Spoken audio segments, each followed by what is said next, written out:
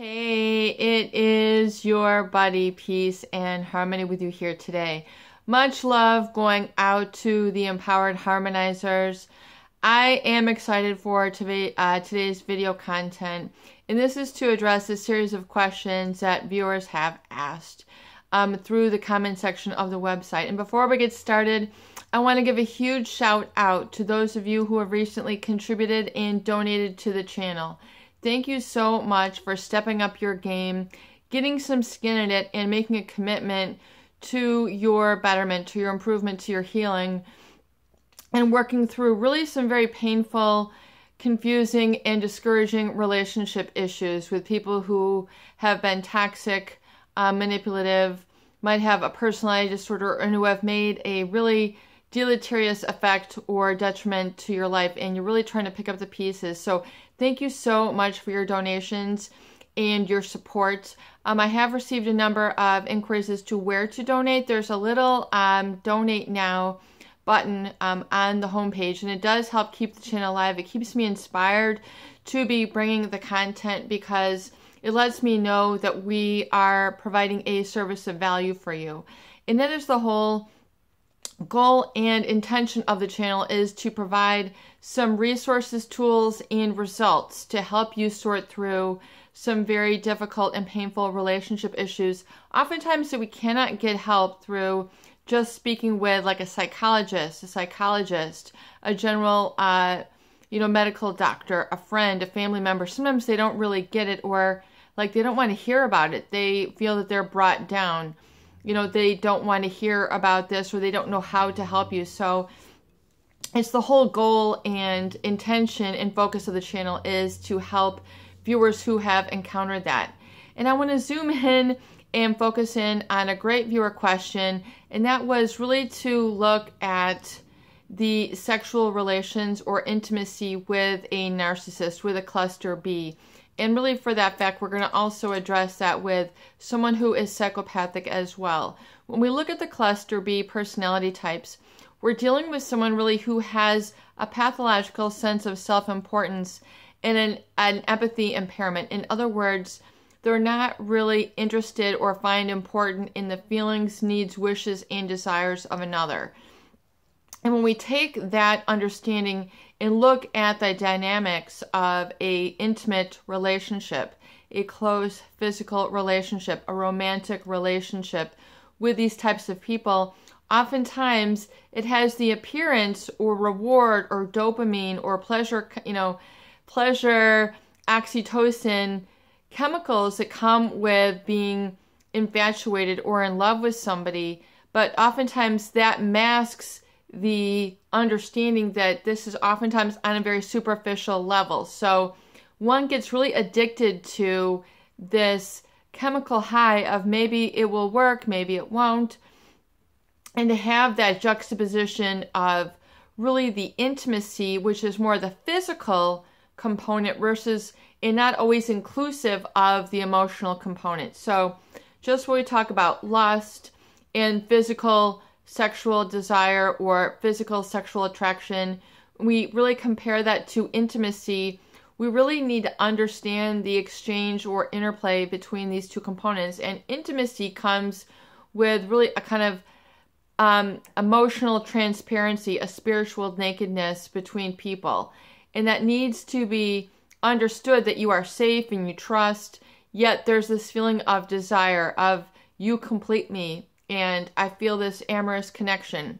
So oftentimes people, to obtain that reward, will sabotage themselves. They're comfortable with setting themselves back or sabotaging their own needs or denying their own needs, repressing their own inner voice of really what's right and proper for them, just for the satisfaction of being in a physical, stimulating, or intimate relationship. But the thing is, with the narcissist, it's always their needs over another. So they will oftentimes then, find complaints with their lover.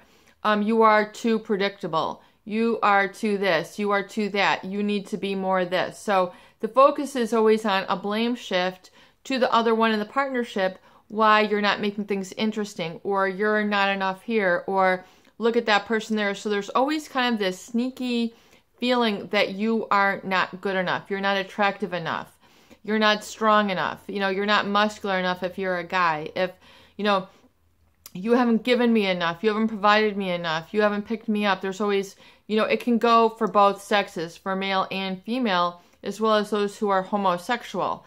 I mean, it does not matter the culture.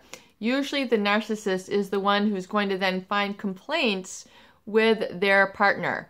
And so that's, creates this feeling that, they might break it off too soon, or they might not have that emotional connection, or you might find that you are constantly and consistently overgiving to this person. In other words, you're overgiving physically, you're over obligating yourself physically, wearing yourself out, trying to make yourself attractive to this person and satisfy their needs while not getting your own needs met. And then people oftentimes then mistake this, and then they do this in the name of love, meaning that, they think that then they kind of delude themselves in denial and saying that, well, that's what love is. Maybe it's this self-sacrifice, maybe it's giving, and then you become like an echoist to this person. Dr. Craig Malkin, Harvard Medical School, where you become just really like an echo or an empty shell almost of trying to mirror and resolve and give the needs and satisfy the needs, if it's, intimate, physical, sexual relationships with this type of person. And you then become more and more and more and more depleted or empty when you realize that, it's just all about your giving. And when you're younger, your body can tolerate that. You can repress your emotions. Your physical drives can, with your emotional content, your emotional will be enough. Your emotions will override your appetite. So for your appetite for hunger, if your emotions get in the way of your actual physical hunger, like if you're depressed, you won't eat. Or for some people, when they become anxious, they overeat. So you can see how emotions can override your natural biology, and the same also with the sexual appetites. You become overly amorous, feeling like, the sexual or physical intimacy component overrides really then sort of getting really intimate or making real plans, making a true map of your emotions moving forward. Because when you're in these relationships, they eventually go places, and usually there's someone in the relationship who quote unquote wants the real thing. And the narcissist will be someone who will string along people. In other words, give them enough to keep them there, yet have no intention of committing to that real thing, that true emotional bond or connection. There is oftentimes a difficulty there if you're not, taking care of their needs, and they'll have a whole list of needs that they want their partner to have, and it might be more than yours. In other words, you don't even have a list. You just are unconsciously tolerating the overindulgence in this person with denying your own needs. So that's where people then get into problems with their intimate relationships with a narcissist, as they begin to over-obligate themselves physically to this person, and they become loyal, even oftentimes when loyalty is not deserved. And, this is where we run into problems with, relationship with a narcissist, and you eventually feel like, then it really hits a tipping point when you are noticing that they're wandering, their eyes are wandering, their hands are wandering. You find them that they're violating boundaries of other people. They're getting too close, and they make you paranoid, or they make you anxious. So this is a red flag that they are not attending to your needs. It's not that you're being oversensitive. It's just that your anger is starting to creep up, and anger doesn't make you a worse person. It just is a message that you need to be bigger than the situation that you are in. So oftentimes people don't want to feel the anger because they don't want to ruin a relationship with a narcissist or a psychopath, especially if there's sexual or romantic interest at hand. They want to be the prize. They want to be the winner. They want to be the one who is like adorning their arm. And oftentimes the narcissist can make heavy pronouncements as to the physical nature and really not balance out the emotional components. So in other words, do they love you? Is there an element of trust? Is there an element of safety? Those bottom line things are oftentimes very difficult to obtain in the foundation in a relationship with a narcissist because of this empathy impairment. In other words, if you need to really understand and get a grip and really be emotionally transparent with someone's needs to be able to have an element of trust. So if you're telling them you want to have children or you want to travel or this is how you want your life to come together, you need to be vulnerable. And the narcissist is very hesitant to be emotionally transparent or vulnerable. This makes them very uncomfortable. They'd rather, just laugh things off or, their sardonic humor or ingratiate themselves with, flattery and things of this nature on a very superficial level. So you never really get to know them. You just begin holding on to these superficial promises that they might tout, but yet do not deliver. So that becomes the problem when, you're hanging on to this relationship for weeks and months and years, and you're being strung along by a narcissist who is, basically essentially taking from the relationship rather than doing the giving. And that giving comes from knowing what someone's needs and delivering it to you in the way that you need. So oftentimes there is the repression of explaining how you need to be loved. So, you feel very uncomfortable. Well, I would like you to do this, or I'd like to go for a walk. These typical sentimental things that make you feel loved, and they're not able to deliver in the way that you need it. Yet the reciprocity, you end up trying to always work hard on giving them what they need in the way that they want it. So the whole relationship becomes about them, and it becomes out of balance, and you become that codependent or that egoist, but that can only be tolerated physically for so long before things really break down. 20s, 30s, 40s, if you're still doing this and trying to have these relationships where you're, going for that route and you're attracting these people in your 50s, 60s, and 70s, your body is not going to be able to tolerate it for so long. Emotionally, you're going to say this, I need something of a different character, a different caliber. And, likewise, before we wrap it up, when we talk about a relationship with a psychopath, well, that's like almost a whole nother video, but it's a similar thing where there is a true lack of intimacy. It can be very physically attractive, to these people. You're addicted to more the chemical component versus the true, real heart of that person, because really the psychopath and, they don't have emotions in the way that most people do. In other words, they don't have the heart-to-heart connection. They don't have that soulful. They can pretend. Those psychopaths who have become very adept at controlling their facade, they can be very highly energized and charismatic and attractive, and you're falling in love with that intoxicating energy. You're falling in love with that seductive energy, and that's really, even though chemistry is important when we talk about true intimacy, that will only get you so far. And people have probably heard this before, but it becomes so overwhelming, and it seems to be such a good fit that people then kind of categorize the relationship in a special way that, this person is not like anybody else. So they begin to have these sort of self-justification, excuses until they start finding out some of the truth, or they've really exposed this person and they see the mask drop, which is a very, very scary situation.